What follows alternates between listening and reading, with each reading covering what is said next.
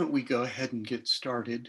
Thanks for joining us today. I'm Cliff Lynch. I'm the director of the Coalition for Networked Information, and you have joined one of our project briefing sessions for the third day of week 2 of the CNI Fall Virtual 2020 member meeting. This week is themed around the transformation of organizations and professions. It addresses a lot of issues around professional skills, teaching and learning, and the changing nature of professions, all of which is very much implicated in the presentation today. A couple of mechanical notes. We are recording this and it will be available later. There is closed captioning available if you would like to make use of that. There is a chat, and feel free to introduce yourself or make comments as we go along during the session. We'll deal with all the questions at the end. Diane Goldenberg-Hart from CNI will moderate the question and answer period. There is a Q&A tool down at the bottom of your screen, and you can use that to enter questions as they occur to you at any point during the presentation. So let me welcome and introduce our presenters, Tori Culler from North Carolina State University, and Kevin Beskwick, also from North Carolina State University. And as I said, this talk will be very much about approaches to building up technical skills for LIS students. And I'm going to be very interested to hear this because it strikes me that this is quite sensitive to what kind of an LIS program you're starting with. And I'm sure that's going to be one of the issues at hand here. But enough from me. Let me turn it over to Tori to start the presentation. Welcome. Thank you both for joining us, and it's all yours, Tori. Yes, hello everyone, and thank you to CNI for having us today. So my name is Tori, and I'm a libraries fellow currently at NC State University. And Kevin, who I'm presenting with today, is the Interim Associate Head for Digital Library Initiatives, and we're going to be talking to you about a program we ran recently called the Library Technology Career Jumpstart Program. So I wanted to start with the really high level who, what, when, where, why of the Jumpstart program before we really get into things. So in terms of the what, the Jumpstart program was a free, immersive week-long experience that helped to position first-year library school students for a career in library technology upon graduation. And we're going to go over more about what was covered in each of the sessions that we offered, as well as what technical skills we taught, how we decided on what technical skills to teach, and what other types of opportunities we made available the week of the program. In terms of the why, the impetus for this program really stemmed from some observations that we made anecdotally in our own libraries, as well as what we were hearing from our colleagues at peer institutions about how it's just difficult to recruit for technical positions in libraries. And that's because LIS students just have really differential opportunities to build those skills while they're in school. So we wanted to help fill that gap. In terms of the who, we ended up with a really great first cohort of 8 participants. And in terms of the planning committee, it was 5 of us that made up the core group, but we had more than 24 of our colleagues throughout the libraries also involved in some way, whether that was helping lead a presentation or a panel or developing some asynchronous content. It really took a lot of people to pull this program off. And then in terms of the when, we held this August 3rd through 7th, 2020. That was our first offering of this, which was a strategic date that was right after students would have been finishing up their summer internships and right before they would have been starting their fall semesters. And then in terms of the where, of course, Zoom, where else? This was originally scheduled as an in-person event, though, and we are going to talk about what went into our decision-making process for pivoting to online, some of the challenges that we faced in taking this content online, as well as some of the affordances that actually offered. So here is the general timeline of events that led to the successful delivery of the program, and this for the presentation, how we're going to take you through things today. All in all, we spent about a year working out the details of the program, though the idea for the program was actually conceptualized quite a while before I arrived on the scene last year. So I'm going to start with the environmental scan. So this was really one of the first steps that helped to give some direction to our original vision. We spoke to current students themselves, as well as many of our colleagues in our own libraries who hold technical positions, and HR and admin and program coordinators at other institutions local to us, such as UNC Sills and UNCG. For this environmental scan, we came away with a few key insights that helped to define the rest of our planning. We learned, for example, that library school students really have differential opportunities in terms of what their curricula offer. Some students have lots of opportunities to take programming and data wrangling types of classes, while others literally have no classes in that vein in their schools.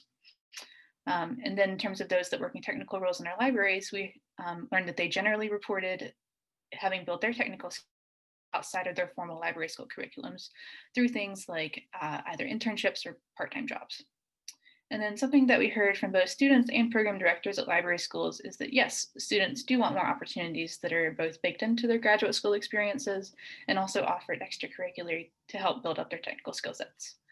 Students really want a roadmap to help guide them along the process of A, figuring out what types of technical roles are even available in libraries, and then B, how to get there. So with our improved understanding of what we were dealing with, we set our sights on forming a planning committee next, which Kevin will talk about now. So our goal in building the planning committee was to bring in colleagues from different departments in our library to help represent other areas of library technology, as well as to bring skills and perspectives in areas like creating and offering technical workshops for people newer to technology, recruitment, event planning, logistics and execution, developing web content, diversity, equity, and inclusion, and many more. So we wanted to have a smaller planning team. So we looked for people who had many of these skills, and we were able to find people in our library that covered all of them. So here you can see the planning team that we built in the end. So before designing the program, we brainstormed several objectives that would guide our decision-making, which we promoted on our website in our application materials. So our objectives were: the Library Technology Jumpstart program seeks to increase awareness of technology careers in libraries, increase diversity broadly defined in this area of the profession, impart strategies for learning technical skills, to provide concrete steps forward towards a career pathway in library technology, to create a welcoming and inclusive space where a diverse cohort can learn from each other, and to foster a community of professional and interpersonal support. So now I'll pass it back over to Tori to talk about the application process. So the application process is a piece that we spent a lot of time on. Our general goal here was to recruit a diverse cohort of 6 to 10 applicants from library schools across the country who were less than halfway through their graduate degree program. There are a couple of things to point out in that goal. First of all, it was important to us to recruit a diverse cohort that represented a broad variety of backgrounds and experiences. Librarianship as a profession is made up of mostly white women, and tech roles in particular also are made up of mostly white folks and tend to skew a bit more male. So we wanted to open this up to make sure that our process was welcoming, not only on the basis of gender and race, but in terms of other demographics as well, such as ability, academic background, and geography. We tried to approach this by being very clear in our messaging and the language we presented in our application site, and by making the application process itself pretty low barrier. In addition to the goals that Kevin just outlined on the previous slide, we also presented applicants with our value statement, as you see on this slide, that directed them to our strategic priorities as a library, as well as our library's diversity, equity, and inclusion statement. So in terms of the number of applicants we admitted, we sought 6 to 10 applicants because we felt a small cohort size would allow us to provide individualized attention. And of course, because this was originally going to be an in-person program, so there were some considerations with cost at first. And we wanted students who were less than halfway through their program because we reasoned that the earlier we're able to reach students, more opportunity they'll have to apply what they learn with us to the rest of their graduate school planning and early career planning. So again, we tried to make the application itself pretty low barrier. A complete application package consisted of the online application form and a resume. We specifically didn't ask for a professional reference because we know that that can be an unnecessary burden for people, especially for a program like this. And we tried to keep the questions that we asked on the application form short and straightforward. offering lots of help text so that applicants knew exactly what we wanted to see in each response. In general, what we were looking for in responses was a demonstrated interest in pursuing a career in library technology, a commitment and willingness to learn technical skills, as well as a persistent and creative approach to solving problems. In the end, we ended up with 49 total applicants that represented more than 24 schools across the country. We did, from that pool, 13 Zoom interviews and accepted 8 participants to our final cohort. And for the sake of time, I'm not going to be able to read through each of these bios for our wonderful participants, but I definitely encourage you to go back and read through these yourself. We will be posting the slides to the CNI Dropbox.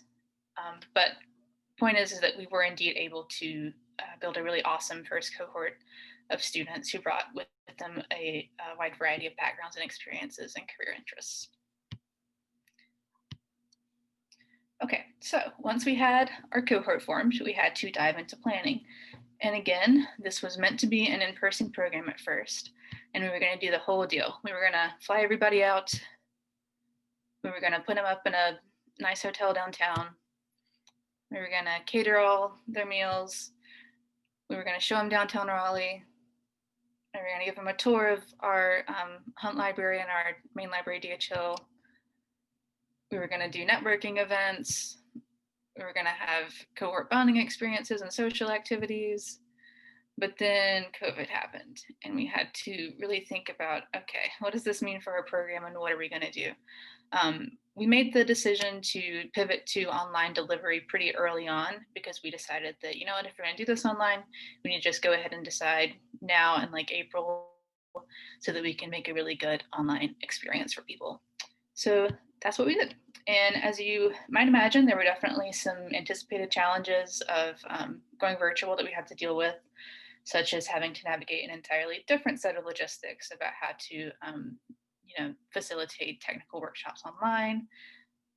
But we did find also that there were indeed some benefits of going virtual as well, such as the fact that participants were able to visit the recordings of our live sessions and take advantage of the asynchronous content bundle we ended up producing later on.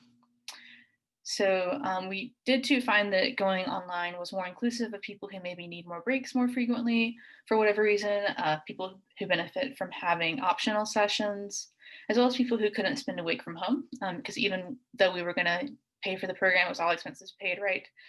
Those in-person programs pre-select people who can take time to spend away from their lives wherever they are. So hopefully by offering this program virtually, we were able to open it up to more people to attend. In terms of the schedule, an additional benefit to going virtual was that it really helped out our schedule. Our original in-person agenda was really full days. It was going from 8:15 in the morning until past 6 p.m. in the evening, so super full. But holding it on Zoom, there was just no way that we were going to be able to keep that kind of schedule because of Zoom fatigue and lots of other reasons, right? Including the fact that we had participants who were from all 3 time zones across the US. But luckily, most of the meat of our schedule transitioned pretty easily into online delivery. So as you can see here, we started the day at noon Eastern time, included lots of breaks throughout the day, and ended at roughly 6 p.m. Eastern time, including the optional office hours we offered each day. We didn't have to cut a lot from our original in-person schedule, and what we did have to cut, we were able to turn into asynchronous content for participants to view in their own time. And Kevin's going to talk about what sessions covered in a little bit, but first I'm going to talk about program delivery and how we kicked things off. So pivoting to a virtual program meant that we needed to brainstorm and think through ways to create and cultivate a sense of community virtually. To do that, we relied heavily on Padlet, which is an anonymous collaborative workspace if you're unfamiliar, which helped us to structure our daily routine. So on the first day, we introduced everyone to Padlet, and you can see the screenshot of our Padlet on this slide to the right. And this is where we created our shared group norms on the first day that everyone could then refer back to and add to as we went along. And then there was a column for each day where participants could add questions that we would then discuss in our morning check-ins. This could be anything that came up for them throughout the day, maybe a lingering question from a workshop or a panel, or anything there just wasn't time for in the session, or maybe just something they wanted to ask anonymously for whatever reason. It all went into this catch-all board, and we were able to go through them during the beginning of each day. We started each day with a daily check-in, And we had really great participation in that and got a lot of really good feedback on our use of that as well. Also, part of our daily check-ins were short games or icebreakers. So each day, for example, we encouraged folks to share a daily GIF that encapsulated their emotional state as it related to the program. And that was a really great way to jumpstart some conversations every day. And we wanted to start off with this kind of tone because we know that being in a new group or environment can be challenging even in normal times.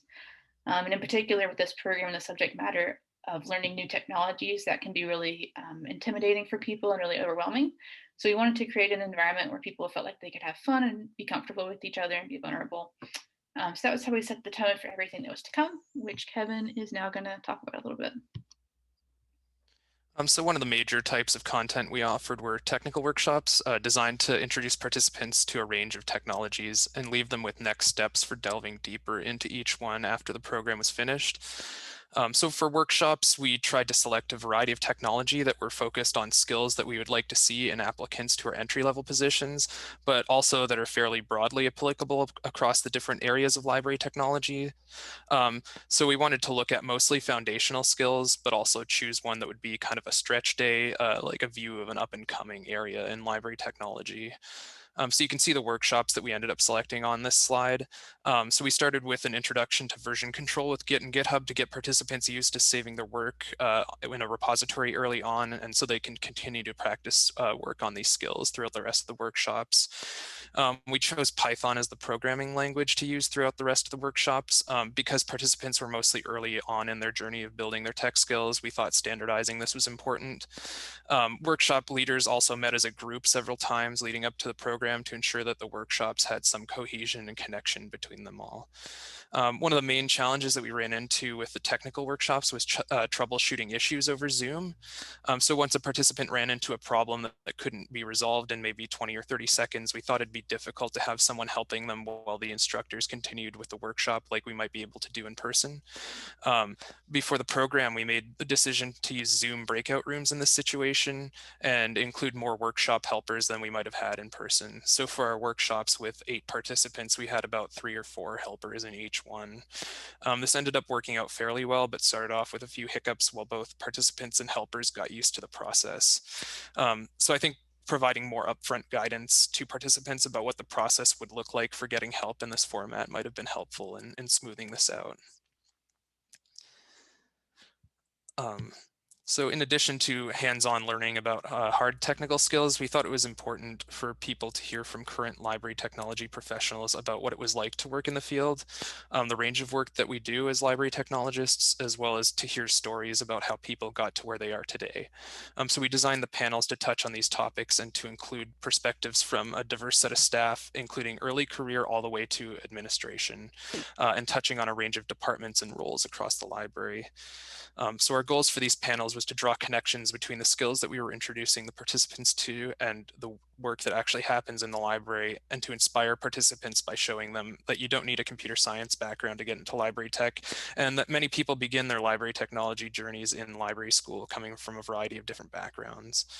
So by curating a diverse set of panelists, we hope that participants could make connections with some aspect of their own background or experience, and that their messages would really resonate with them. So the other major type of session that we planned was looking at the bigger picture of library technology. So we offered an HR session that included our director of talent management, where participants learned about the application and interview process for library tech jobs. And we also had a question and answer session with our senior vice provost and director of libraries and our associate director for digital and organizational strategy, where they touched on topics like organizational structure, the future of library technology, offering a higher level perspective on these.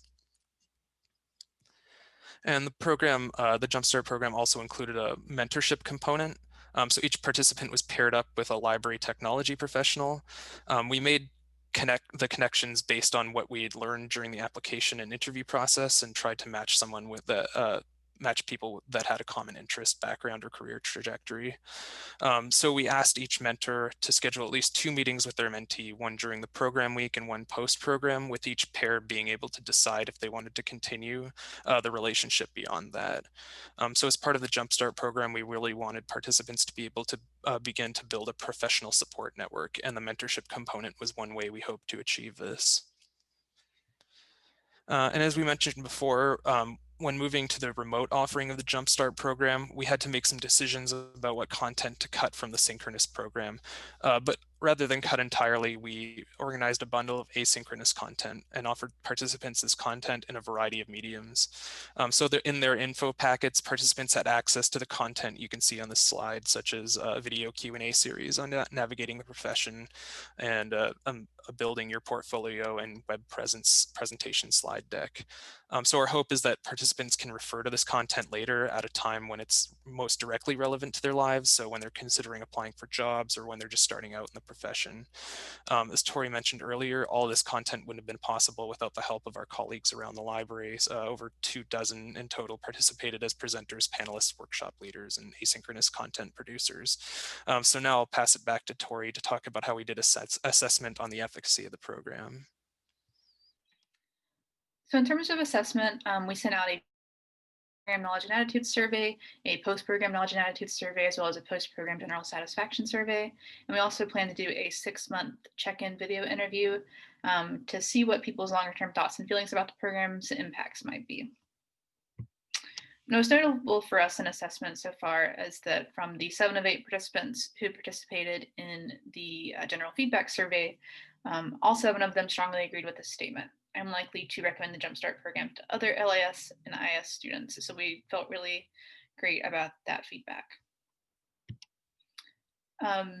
In terms of the open text fields on the general feedback survey, we also got some really great thoughtful feedback in terms of both positive and constructive considerations. So in terms of the positive feedback, sentiments expressed included that the program felt really applicable to students' experiences and was a much needed opportunity that they were glad we were offering.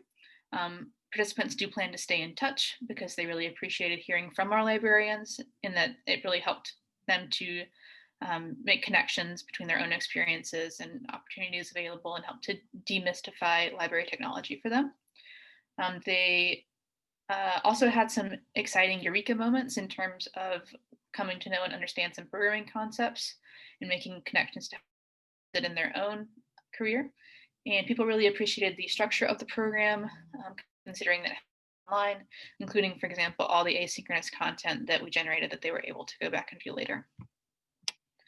In terms of constructive feedback, I really appreciated folks' honest and thoughtful responses here, which included, for example, planning for future programs to be born accessible, which I think is a great suggestion and something we're definitely better prepared for next time. Instead of waiting for someone to request captioning, for example, I think we're all kind of dealing with this, right? We should obviously just offer it as the default. Same for ample break time, offering that as the default as well. Another piece of constructive feedback is that people wanted more opportunities for community and cohort building. People wanted some more pre-work or contextualization before arriving to the program. And additionally, just thinking through some of the things that Kevin has already mentioned in terms of troubleshooting the technical workshops. Again, I think these are all great critiques, and I'm really happy people were willing to share that with us. In terms of next steps, we do plan to offer this program again in a similar format at around the same time next year. Changes made will focus on that participant feedback that I just went over. But a really big change that we would like to see happen is collaboration with other folks, particularly in our consortium of libraries in the Triangle. And we've already talked to some people at Duke and Chapel Hill about potentially getting that up. Additionally, we are working on a framework for planning this type of event at other institutions, kind of like Code for Lib has a framework for how to do a Code for Lib type conference, right? We're looking to get something like that up. And then just continuing the conversation. So we think that there's still a lot yet to discuss here. For example, how can this framework potentially be applied in other contexts? At our libraries, we've had a lot of interest from current staff in potentially auditing this program or having a similar program built for them that meets their needs. So that's just one example. But then questions like, how do we better prepare LAS students for the types of work they'll be doing in libraries once they graduate? What is the future of library technology? We recognize that this program isn't any kind of magic cure-all. It's merely one small effort to push things forward, but we look forward to discussing it with you all. And so with that, we'd like to open it up to questions. We're happy to talk more about our application process or any of the specific sessions that we mentioned or assessment or anything else. So thank you so much.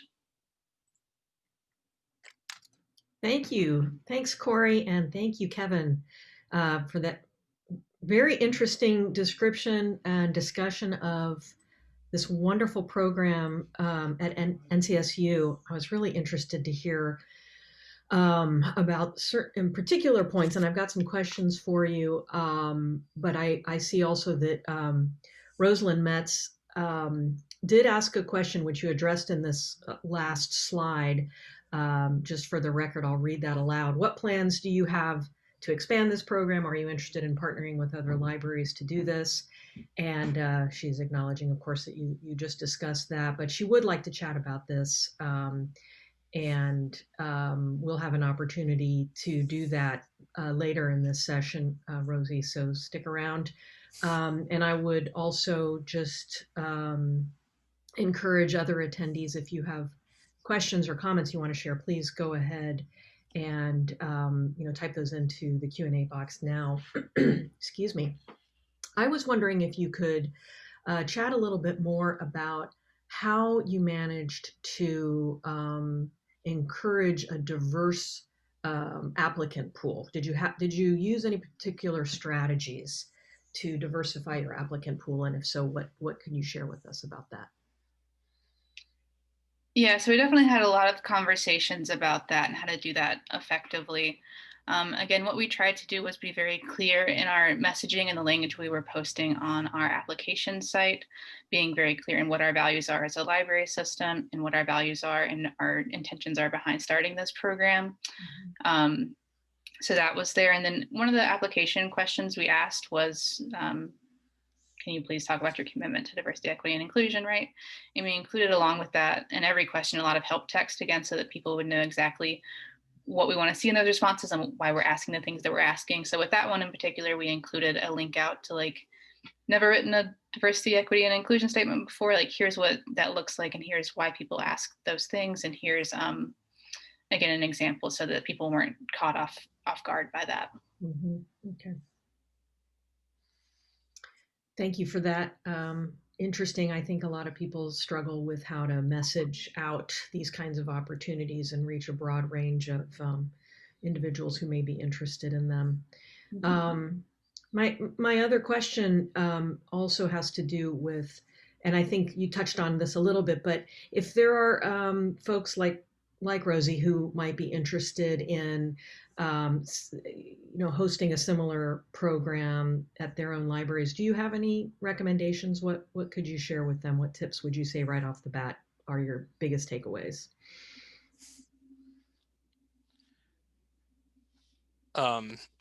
Yeah, I mean, start planning early. I'm hoping that, or we're hoping that in releasing our, we've kept fairly thorough documentation of the planning process and like kind of why we made certain decisions throughout.